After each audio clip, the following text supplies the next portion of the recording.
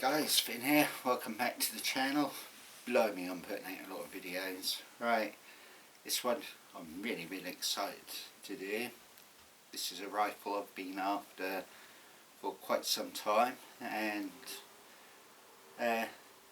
Mark came through for me, and yeah, an exciting journey home, itching to get my mitts on this rifle. Let's be straight up here, guys. This is not a full power sport on air rifle, but it's a high quality German Springer, and at the end of the day I would prefer accuracy over power any day of the week. I like to think where I point a rifle the pellets are going to land, kind of thing, and this does it in spades. Right, so what is the rifle? Well, I've seen lots of reviews, and the guys on the channel have recommended this so many times for me to get my hands on one, and here we have it, guys. This is the Varau HW35S, though I'm very confused on this because perhaps this should be called an SK or a KS. Not sure what the S stands for, but on the breech block it has got HW30K. It has got the Kurtz barrel on here, which is also known as a carbine length barrel. It's not the full length barrel. So yeah, though it's sold as an HW30S, it is an HW30SK. Just clear that one up. Right, what can I say, guys? Wow, it's a little baby Varau. I don't know really where to go on with this. It's tiny. I thought the 99S was a fairly small little compact rifle, but this one sort of, well, it is an HW99S, which has been shrunk in the wash, for want of a better word. Now, just because it's a scaled down version of a 99S doesn't mean it's scaled down in quality. Don't get me wrong here, guys, this is an actual proper German Quality Springer, and it uses quality on it. The blue one on this is absolutely superb. The fit and finish on this is absolutely superb. The only thing I don't like, but this is just a personal thing, is it's got this cutout here, what Varau are putting on their latest rifle stocks. I don't like it, but I'll live with it. It is what it is. And that's the only thing I can find to moan about this little rifle. It's got the record trigger on there, automatic crossbolt safety. This particular model does not come fitted as standard with open sights. There is no holes in the breech there tacked for the screws necessary for fitting rear open sights, and you've got no dovetail cut in the end of the barrel for the foresight either. However, it does come supplied with a muzzle weight, and it is 1/2 inch UNF threaded, so you can fit a Varau silencer or any silencer you want instead of the muzzle weight. However, I don't think that's really necessary. I've fired this a few times since I've got it home just to see what's firing cycles like. It's got a tiny weeny bit of buzz, and I'm talking about hardly noticeable. That's me being extra fussy here. At the end of the day, it's a spring rifle, so you're going to get some spring noise. However, as the rifle gets used, and this, I'm sure this is going to get used plenty, that will quieten down over a period of time anyway. Those, some of you guys like getting these and stripping them down as soon as you get home, kind of thing, and fitting spring guides and all the rest in it. I don't want the new guys who get into Springers having to think that is absolutely necessary. It's not. It's a nice thing to do and a nice luxury to have as such, but is that 100% necessary? Hell no.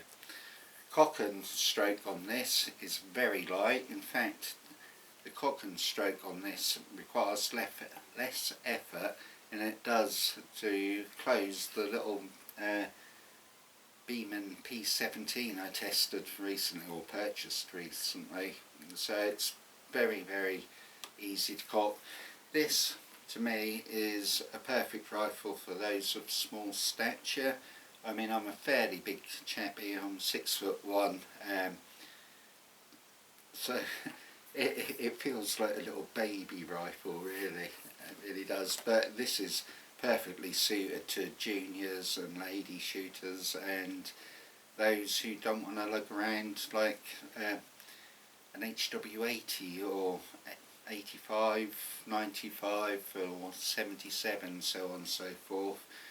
Weight wise, this is 2.5 kilos, which is about 5.5 pounds if my maths are correct. So that there's hardly any weight here at all. It's very easy to hold on target. It's got the right amount of heft and solidness to enable you to keep on target and follow through your shots without being so light it waves around after discharging the rifle at the target, and it's not going to pull your arms off, kind of thing. This being the K version, even though it's an S, it being the Kurtz version, it is 92 centimetres, which is a very small little tiny rifle, really. I believe the full length version of these is about 102 centimetres, but this is a lovely little light handy rifle. Now, one thing what surprised me about this, I've pulled through the barrel, which is the first thing I'll always do when I get a new gun, just in case there is any packing grease or any lubricant in there or unpleasant stuff in there, and it was pretty much remarkably clean. There's only a slight trace of oil or lubricant in there. No dieseling, I've got to say. I put this over the chronograph, and this is what surprised me. These usually push out about 6.5, 7 foot-pounds. This one was pushing out QYS 8.46 grain on 7.7 pellets at what was it, 600 and I want to say 650. I should have wrote notes saying, sorry guys, but it was equating, according to my maths, between 8.2 and 8.5 foot-pounds. Using lighter pellets such as RWS Hobby, yes, you can achieve higher muzzle velocities, but at what expense? I'm just using QIS because I find my barrels actually shoot them really well. I said this didn't come fitted with open sights as standard. It did come with the little barrel on brand of 432 scope. This is a very simple scope, guys, no bells or whistles, just objective focusing on the eye bell here. Scope caps, I have no idea without taking these off what these are actually set at. Let me have a look, see. Sorry guys. 1 click, 1/4 inch at 100 yards, so 1/4 MOA scope. Yeah, happy days for that. So you'll be able to dial this in quite precisely. What else can I say? What would I use this gun for? Why on earth have I got this when I have got far more higher powered HWs? Well, one, it's all your fault, guys, for suggesting I try this little 30 out. Two, I was intrigued about whether it could compare to its big brothers, and so far it appears so. I mean, it's just German quality, isn't it? And it's something worthwhile having actually in a collection. Let's talk about power level. Would I use this for hunting? Right, my honest opinion is power is, though you do obviously have to have a certain level of power to hunt with a rifle, accuracy is the key thing. Accuracy and consistency. At 8 foot-pounds, would I hunt with it? Hell yes, I'd use this for short range hunting out to 20 yards, no problem. 8 foot-pounds, provided the accuracy is there, and we'll find that out when I get it down to do the shooting portion of the video. Provided the accuracy is there, 8 foot-pounds is more than sufficient enough power to dispatch close range, say feral pigeons and grey squirrels and brown rats. I can imagine me using this gun out hunting, well, I say hunting pest control, and I don't think I'll be attempting to shoot rabbits with it, though I think at 20 yards and under it would do the job admirably. I probably wouldn't use this for rabbit shooting, but sitting in a hide and waiting for squirrels to come in to feed them, let's be honest here, guys, for me personally, I set my hides up for my squirrel feeders at only 20 to 25 yards. This would have enough power to dispatch a squirrel with a headshot at that range. Feral pigeons in barns and stuff, sometimes I think when I'm using my HW77, 95 and so on, that they're overpowered for that work. A lot of the time my shots inside barns at feral pigeons are less than 10 yards. Very rarely do I ever need to take shots in excess of 25 yards. 8 foot-pounds on a headshot is more than sufficient. And rats, yeah, a lot of my rat shooting is done very close range, 15 yards and under, and provided this has got the accuracy to head shoot at that range, the accuracy there, the power level is sufficient to easily drop a rat in its tracks. However, as always, there's a caveat to that. It doesn't matter how powerful or unpowerful your rifle is, if you haven't got the accuracy or the skill level to produce that accuracy, you shouldn't be taking the shots. Keep what you can basically group half to 1 inch groups is your effective hunting range. So yeah, I'm excited about getting this onto the range. Oh, got to say, it's a bit of an unusual stock this compared to my other ones. Instead of the checkering, this has got a combination of checkering and stippling on there, and it's got, it looks like a, I don't know, an NR or AR sort of engraved into a little circle there. I don't know what that means. And it's the same on the full stock. On the checkering there you've got like the usual checkering, and it's very well cut indeed, and stippling as well. It's very comfortable to hold.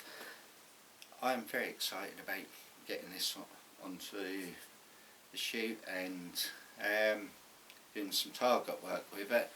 And indeed, as there are lots of squirrels where I do my most of my shooting there, hopefully I might be able to knock one of them off. There are lots and lots of rats running around the place as well, so yeah. On the scope, just quickly mention that the crosshair on this is just a standard duplex crosshair, which basically duplex crosshair means thick post to thin centre crosshair. There's no mil dots or anything like that. This is just a very basic standard scope, what undoubtedly will get you shooting. Whether I keep this on here, I don't know. I might remove this scope and put a slightly, how can I put it, a slightly better glass on there. I will see how, but I will give it sort of a fair crack with the one what it came with as part of the purchase price, and see how it performs to that, and then see by adding a higher quality glass on there if it makes any noticeable difference in the accuracy. If it does, I'll keep the higher end glass on. If not, I'll just shoot it with this. However, for a junior and beginner's gun, what an ideal, lovely little rifle. It just holds so nice. For me, being a fairly large chap, but it feels tiny. But small things, or good things, come in small packages, should we say. So yeah, very happy with this little bad boy. If you keep watching the channel, in the next couple of weeks there'll be the HW30's much bigger brother come along, and hopefully, fingers crossed, touch wood and all the rest of it, I might even do, just for giggles should we say, I might do a side-by-side comparison between the 30 and one of its bigger brothers, and see how they stack up against each other. For me, I'm more about accuracy rather than power. I'll take an accurate gun over something was pushing out like right up on the legal limit but creeps like a shotgun. I'd settle for a lower powered rifle, but one what can sort of be a tack driver, if that makes sense. And yeah, so hopefully you'll be excited as what I am when you see it shoot, because by God, I hope I didn't get a speeding ticket, not because I was so keen to get home from the gun shop and like try this little rifle out and have a play round, as we all are when we get new guns. Come on, let's be honest. Every time one of us goes to a gun shop, I bet as soon as we walk out that door, our feet don't touch the ground till we're home and can sit and play around with it, kind of thing. Alright, with that guys, hope you enjoy this video. Bear with me, I've got some more vids coming this week, and like I say, I have got the big, much bigger brother to this one to get in my hands very shortly, should we say. So cheers guys, and catch you next time.